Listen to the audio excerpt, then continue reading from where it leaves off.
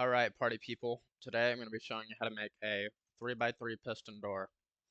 So first things first, this is not a tutorial. This is me explaining how you would build your own. So if you're looking for a tutorial, go click off this video. Anyways, first things first, you need to understand the difference between a rising edge and a falling edge monostable.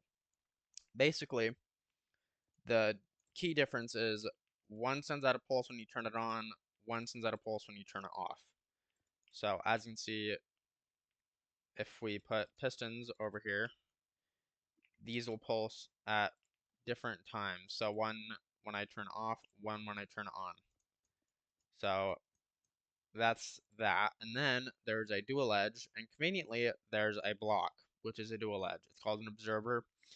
Every time you send any sort of update to it, it will update with a 1 tick. In fact, you don't even need a repeater there. You can just be dust. Anyways, now this is a toggle, which in observer builds, you'll probably see this a lot of some sort of variation. So when I turn it on, it won't trigger. When I turn it off, it will trigger. And mostly we'll be using these two things for the example door after. But first, you're going to try and build your own. Anyways, the sequence for a 3x3 goes as follows. First, you power these sides. These are nothing special, and these can happen whenever too. And then for the middle block, that's the hard part, obviously. That's where the bulk of the complexity is going to be. So first things first, you're going to have this piston pulse with a 1 tick, this piston power or pulse, so you can either do that and just push it in and retract it at the right time, or you can 1 tick it, which is the easier way in my opinion. And then you just 1 tick this again. And then on the opening, for the easiest possible method, what I would do is I would pulse this again, and pulse this again. And that's where the dual edge comes in, because it's just the same thing as closing, just in reverse. And then you add a double piston extender, which goes as this. You power this piston, and then you can power this block some sort of way, and power that, and then you unpower this piston, and then you could just power that block again with an updater, and that would do that, and then unpower the sides. So anyways, if you want, you can pause the video and try and build your own, or you can keep watching to see how I would build the door. Anyways, if you're still here, probably means you want to see me build a door, so I'm going to do that. So first things first, we need a 1 tick to here, obviously.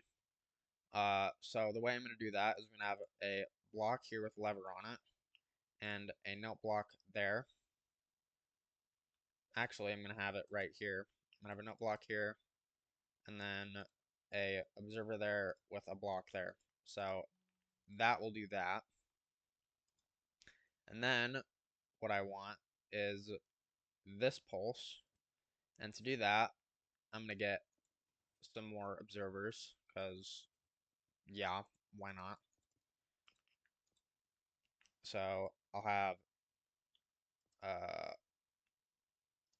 have a hopper here, which will power when I activate the note block, blocking it, which sends out an update to the observer, and then I'll have dust here, and then that will do that. And as you can see, if we have that in the reverse order, it does that.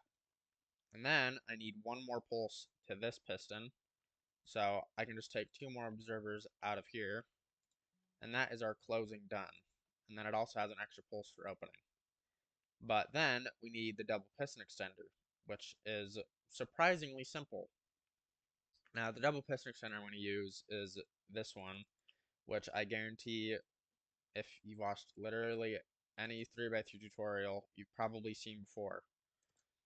Basically, how it works is this 4-tick activates first, then this observer updates after the 4-tick powers, powering this block, which does this, and then this 4-tick depowers, which updates this observer again, powering this block again, and since this block is butting this piston, it powers again since this observer updates it.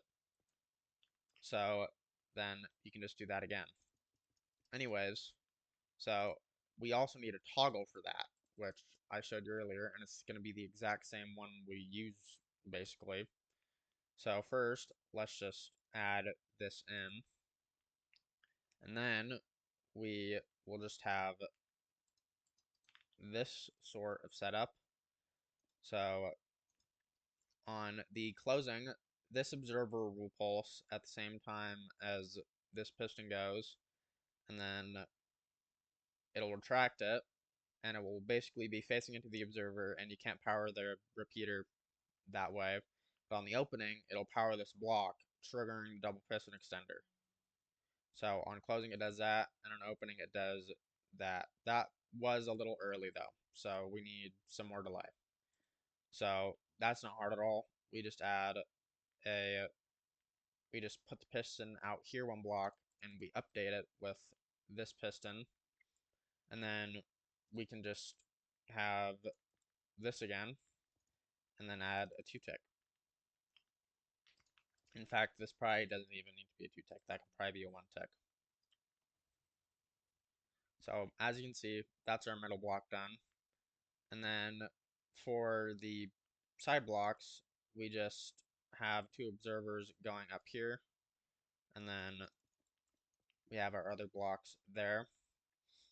And then what we do is we just have dust all over this, and you can place dust on pistons, so that's useful. So that basically finishes your 3x3 door. I hope you learned something from this video. I'm going to be making more in the future, 3x3 through 7x7, so, keep an eye out. But hope this video was useful. Toodaloo.